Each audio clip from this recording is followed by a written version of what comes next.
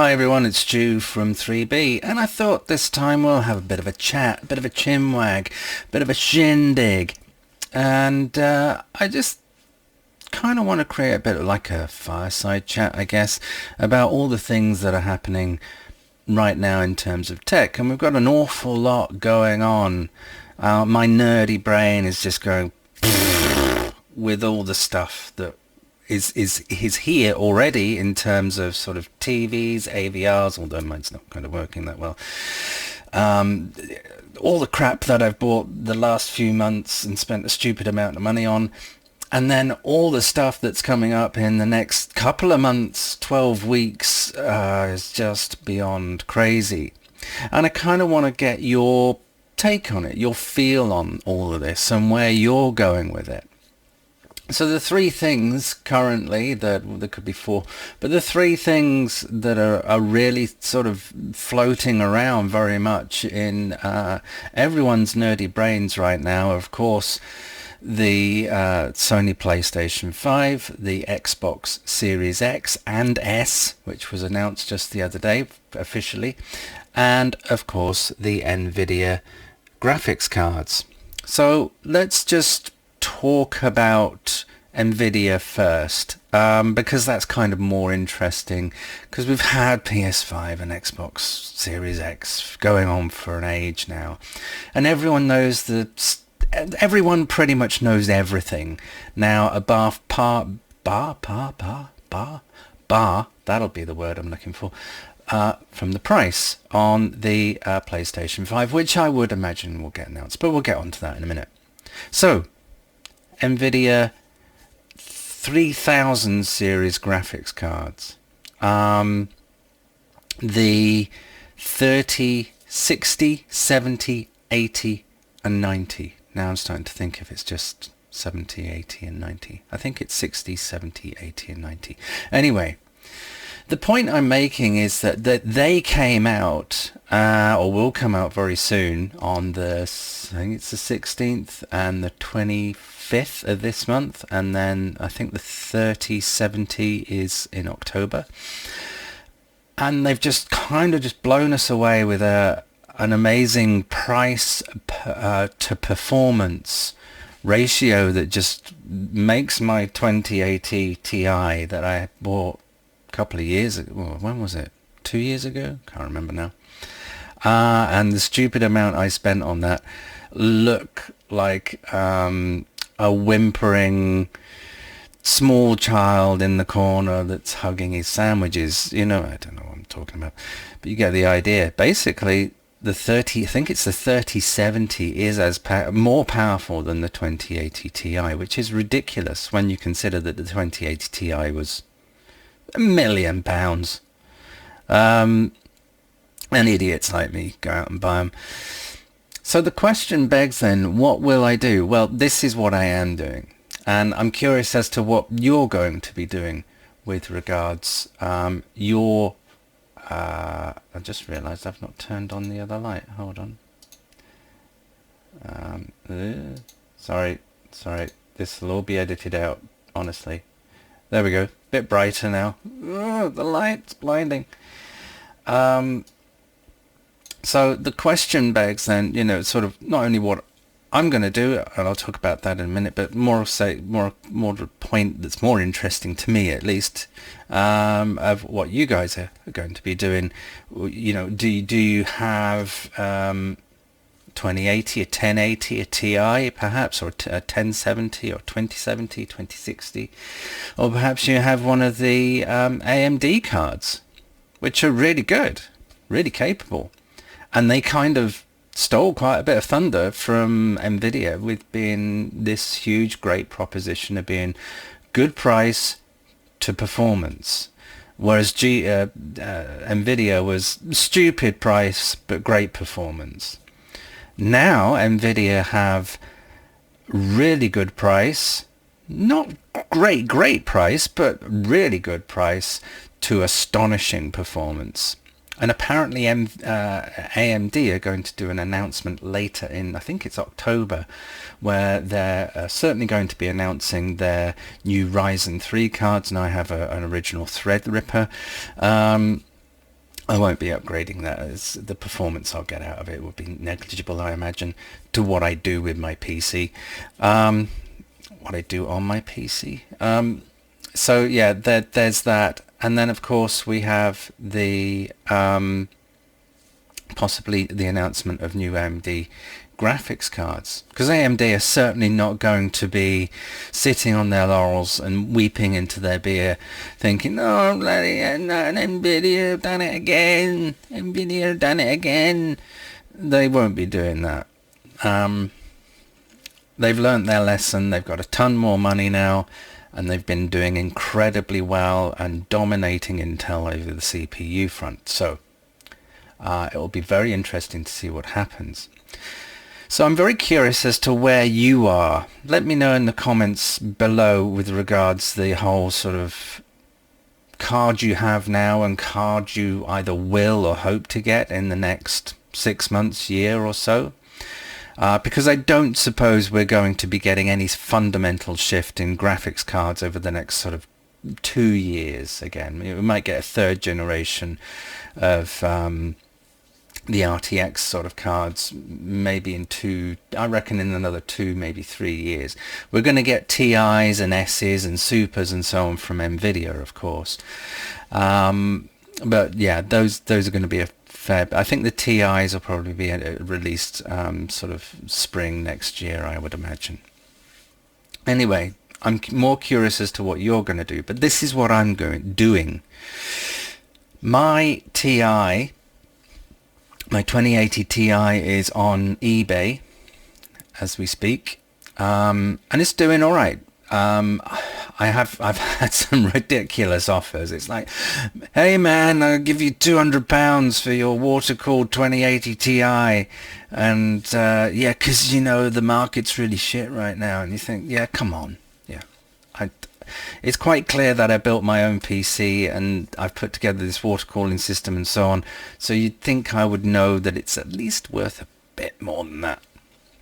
And then I've had some reasonable offers, and I just thought, my general feeling with things, I'll just let it go through the auction and see what happens and suck it up from there. So my feeling is that I'm going to go, and this probably doesn't come too much as a surprise to you guys, that I'm going to go for the 3090, the big mother, the just chunky big mother thing that it is, where my case is just going to go, what the hell are you putting in me now? And then for me, it's kind of reasonable that if I get £400 or so, 500 maybe, possibly not for the 2080 Ti that I do have, but it has a water cooling thing on it and everything, then that means I get the 3090 at around about £900, which is still pretty stupid, isn't it? Because all I'm going to be doing is Flight Simulator. Everything I have is on full ultimate stupid settings anyway. And I've got the Sony, what the hell am I talking about? The Samsung G9 Odyssey super wide screen, which I could do a review on, I suppose. I really should do a lot more reviews and my feelings on the tech that I do have, because after all, isn't that the whole point of this channel? Anyway, I'll give you, that's for another time. I'm wittering as ever. So yeah, so I just, and how much more frames per second per pound, frames per second per pound am I going to get out of this? And is that really worth it? And I've talked to various people over the years about the habit of just getting the latest, greatest, shiny, and it all comes down more to the sake of just that feeling of ownership. And I think that's it in this case, more or less. Admittedly, it will work very well with this screen, because this screen is super quick and has a high refresh rate, so it'll be cool to see that. But overall, is that really worth the £900 if I get that for £500 for my old card? Don't know, but that's where I am on that. So I'm curious as to where you are. Now, just very briefly before this video goes on for bloody ever, the Xbox Series S was announced, and that's at around $299, which is I think $249 pounds. And then they announced also the price of the X, which is $499 and $449 pounds, which is no surprise on that front. What is really compelling though is the fact that you can through various stores get the X or S plus Game Pass Ultimate, which I think is now going to also include EA, I think it's EA, their subscription service as well, included with that as part of the Ultimate package for no extra cost, which is a great proposition. So you got all those games, all the new first party content that Microsoft will do, as well as a console for, I think for the, and these are in pounds by the way, but I think for the S it's about £22 and the X is £28, which is an amazing proposition, especially in these times when there is an awful lot of people out there that do want this, and families, parents for their children for instance, want this for their kids so they have a good Christmas rather than the shitty crappy one the year that most children and adults have had. Not so much for the fact that they've had to put up with each other for extended periods of time because schools have been shut. So yeah, I think that's a great proposition. So you've got Microsoft sort of aiming more towards the service side of it and the hardware just being bolted onto that. And then you've got Sony, which is more about the actual physical box. You know, we're going to be shifting boxes rather than selling services, and we already got Microsoft tending to sort of shift more to the fact of selling services rather than boxes, and the boxes are just sort of an add-on to that, to enable you to consume their services. The S is an interesting proposition, quite a lot less powerful than the X, which is understandable because it's pretty much half the price. But yeah, I think that would be interesting to a lot of people. It is hampered a lot by the fact that it's got a very small internal SSD. I think it's about half a terabyte, and when you consider that most games nowadays are around about 100 gigabytes, and then you got the OS, so probably going to give you about 350-400 gigabytes. That's maybe 3.5 games. And sort of outside of Europe, I've lived in the US previously, and the internet speeds there vary so much. Unless you live in a big city and pay an absolute fortune, you tend to get stuck with pretty crappy, pretty awful internet speeds. And a lot of these are capped as well, so that can hinder you as well. So there's a lot of downsides with that. So so where am I on the whole sort of Sony, PS5, Xbox Series X, XS thing? I'm definitely going to get a PS5. That's a no-brainer for me. I've always loved Sony's first-party games. I think they're incredible. I love stories rather than multiplayer. I very rarely play multiplayer. Not because of any sense of snobbery or that's for kids or X, Y, and Z. It's just the simple fact I'm crap at it. So I tend to play stories and games and adventures on that front, and Sony do those very, very well. I'm on the fence over the X and S. The reason being is the simple fact that if I already have a powerful PC, and I'll also have a much more powerful PC. Might be a bit of a jump there. I had to pause the video. So yeah, you know, I've already got a powerful PC. I'm going to have an even more powerful PC. So when you consider that most Xbox games are on PC anyway, and I can get an even better, bigger experience with my PC, is it really going to be worth me getting an Xbox Series X, or certainly not an S? I did consider it for a brief moment, and then I thought, nah, it's just a waste of money. It'll just sit there gathering dust. So I've had a lot of Xboxes over the years, and the last one, the Xbox One X, was my main go-to console and media thing for a few years. So I was a big fan of that. So yeah, I'm not too sure.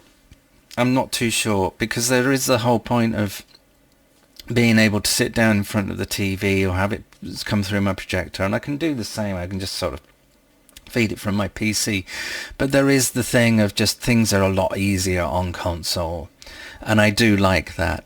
You know, I do get tired of having to dick around so much with PC stuff in terms of getting the right settings and getting it just right, or getting things to work with my stupidly wide monitor.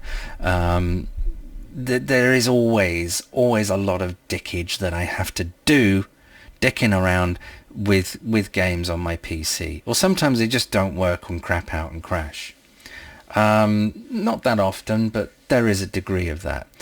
That's incredibly rare on a console. So that's what I love so much about consoles. The immediacy of it, the speed of it, and that's going to increase exponentially compared to the last ones. You know, a huge difference. And now the quality is even closer now to PC, even on the ultra settings.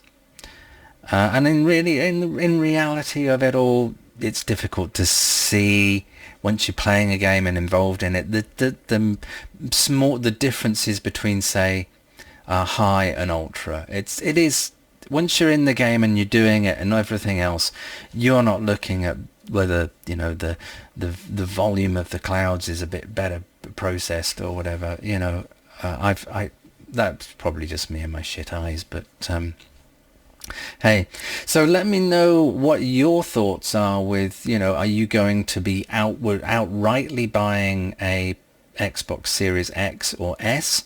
Are you going to be getting a PlayStation 5? Will you just be paying the incredible proposition, which I think is the Xbox Series X and S monthly fee thing, where you get everything included and the console, which I think is an incredible proposition and going to attract an awful lot of people, certainly in the times that we're in, certainly with the uncertainty of things that we're in right now. So I think that's an incredible proposition on behalf of Microsoft.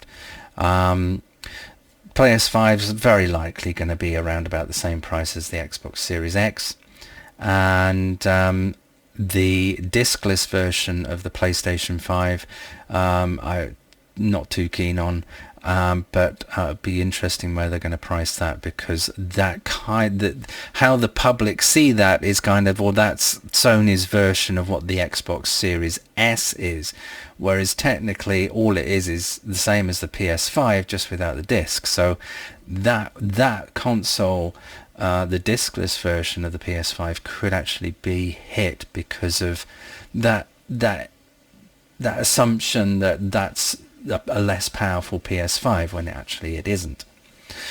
So yeah, let me know your thoughts again on that. I know this is a bit of a rambly video, but it's more of a fireside chat. You probably turned off a long time ago and gone off to make a sandwich and watch something else.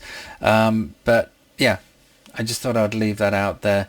I'll give you more thoughts on where I am on the whole sort of 3090 and whether I manage to get one, because it's going to be a complete sort of fight to get one as soon as the announcement that orders can be taken. So yeah, I will jump on, and I'm not going to get a third party one. I'm going to get the reference one, because I think it just looks an awful lot nicer. I never liked the look of sort of Asus EVGA and so on graphics cards. Never. They look crap to me. I always like the reference ones. They just look neater. You know, they usually end up a bit slower because, you know, the other companies actually tweak and sort them out and so on, but, you know, I'm an aesthetics guy. Anyway, if you like this video, subscribe. That's always very nice of you. Give me a thumbs up or thumbs down, doesn't matter. An opinion counts. That's all that matters. Let me know your thoughts in the comments about everything I've been rambling on about. And if you got this far, well done. Good for you. Let me know if you watched the whole of this video, and I'll send you some love. Thanks for watching, and I'll see you next time. Take care.